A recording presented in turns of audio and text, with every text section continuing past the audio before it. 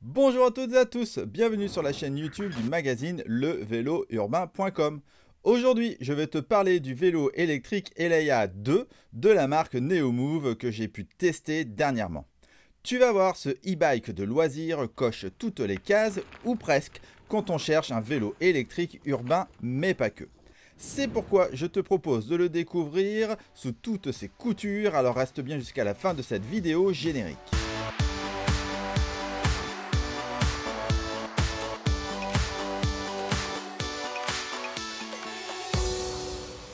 Avant d'aller s'amuser avec le vélo, il faut bien évidemment charger la batterie. Pour cela, tu as un chargeur de 2 ampères heure. Tu as à ta disposition la possibilité d'avoir 3 batteries différentes, mais on y reviendra plus tard. Ensuite, tu as 2 possibilités de rechargement. Sur le vélo, tu as juste à ouvrir la petite trappe sur le cadre et à brancher le câble du chargeur. Par contre, attention, il y a un sens. Ou alors, tu peux retirer la batterie. Pour cela, tu utilises la clé qui ne sert pas à démarrer le vélo, tu la tournes et elle se décroche. Il te faudra environ 5 à 8 heures en fonction de ta batterie pour obtenir une charge complète. Et enfin, elles sont conçues pour 500 cycles en moyenne. Quelques caractéristiques concernant le Eleya 2 de Neomove. Le vélo est disponible en 2 couleurs, bleu foncé, mat ou noir. Son poids est de 27 kg avec la batterie pour une charge maximum utilisateur compris de 120 kg. C'est un modèle unisexe qui existe en une seule taille, LXL. Cela correspond à une personne entre 1m70 et 1m95. Enfin, il se vend à partir de 2709 €. Maintenant, regardons ce vélo électrique plus en détail. Je commence par les pneus anti-crevaison. Ce sont des Continental Contact de 28 pouces. Ils sont larges et offrent une bonne adhérence.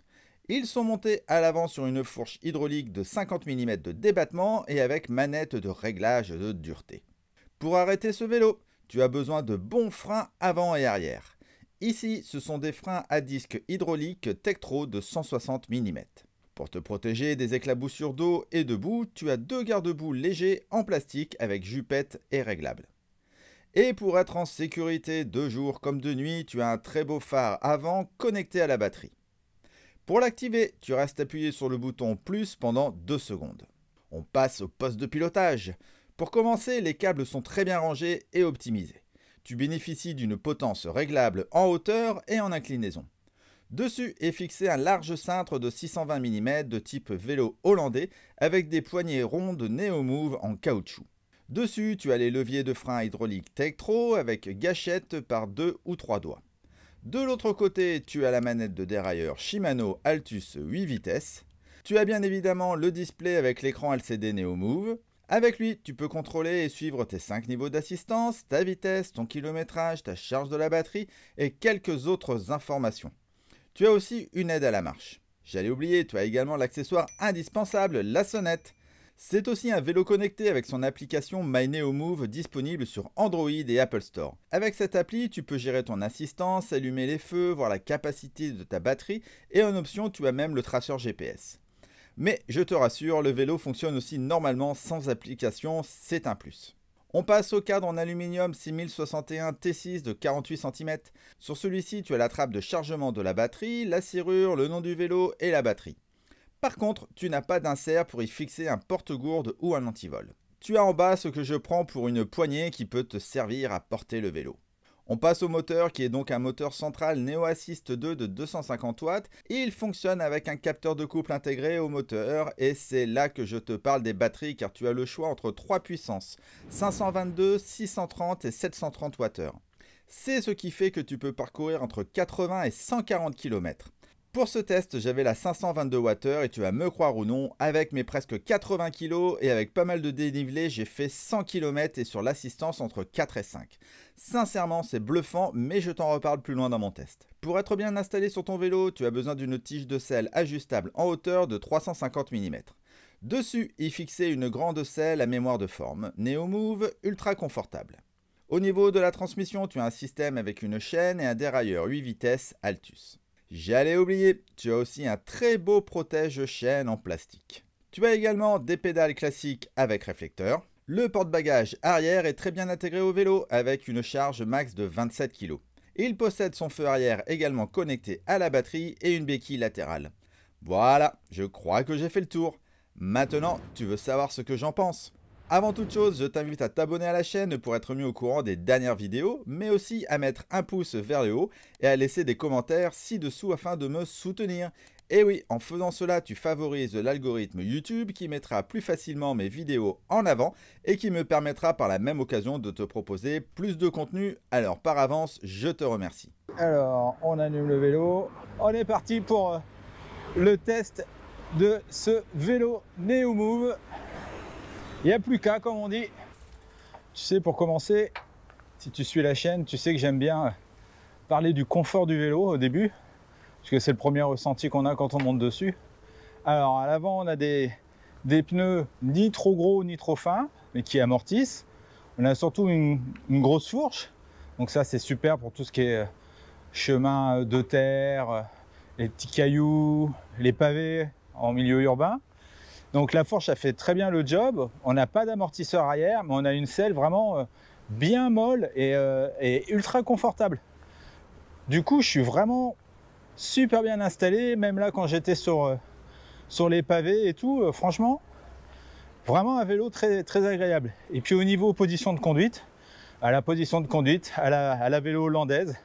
Donc ça, c'est vraiment ultra agréable. On est droit, légèrement penché à l'avant. En plus, avec toutes les options de réglage, tu peux vraiment régler la hauteur de potence, l'angle de ton guidon ou ton cintre. Donc du coup, je suis vraiment ultra à l'aise sur le vélo et je sens que je pourrais faire plein de kilomètres comme ça sans aucun problème. Et puis pour du vélo taf, c'est cool aussi parce que bah, t'es bien. Je suis sûr que tu peux arriver au boulot pas transpirant, dégoulinant et en plus sans te faire mal au dos. Allez, maintenant j'ai une petite descente. On va tester les freins hydrauliques. Allez, c'est parti. On se laisse glisser jusqu'en bas. Il y a une barrière en bas. On va bien voir ce que ça donne.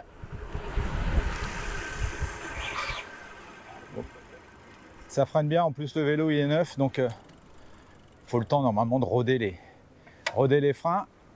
En tout cas, en descente, ça freine. Alors tout à l'heure, je t'ai montré une poignée. Enfin, moi, c'est ce que j'appelle une poignée, hein. Là, j'ai des escaliers à descendre. Alors, est-ce que ça peut être utile d'avoir la poignée pour descendre des escaliers? Oui, mais je suis costaud. Franchement, on ressent bien le poids du vélo. Donc, ça peut avoir une utilité pour quelques escaliers, mais là, avec tout cela, franchement, là, c'était limite. Alors, tu sais aussi, si tu suis la chaîne, que j'aime bien tester les vélos sans assistance électrique parce que ça peut arriver de ne plus avoir de batterie.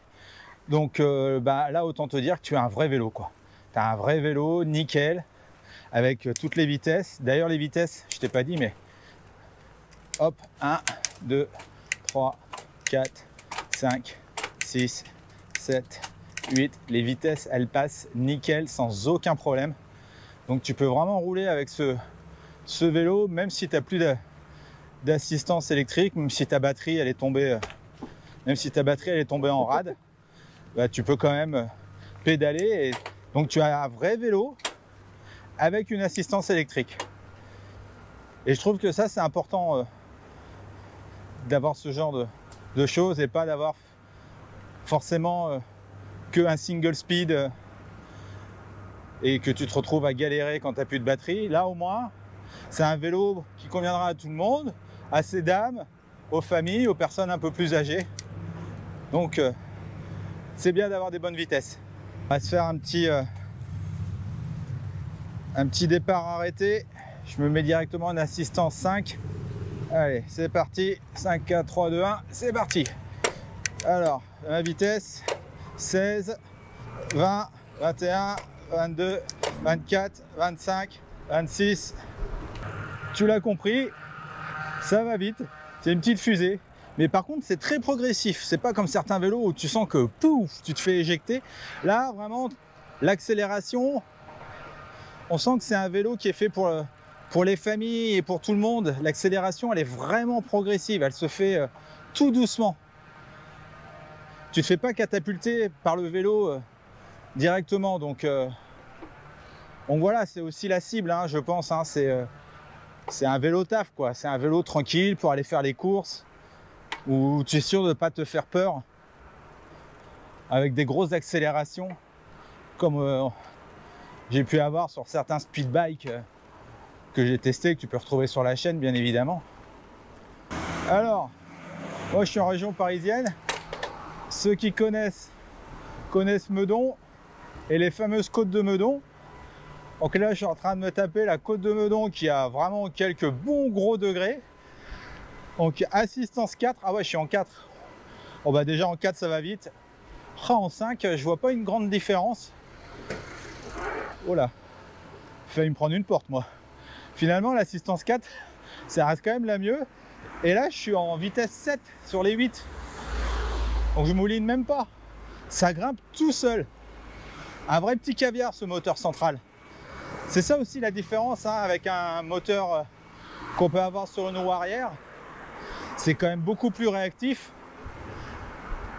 C'est plus souple. Et on sent quand même qu'il y a de la puissance.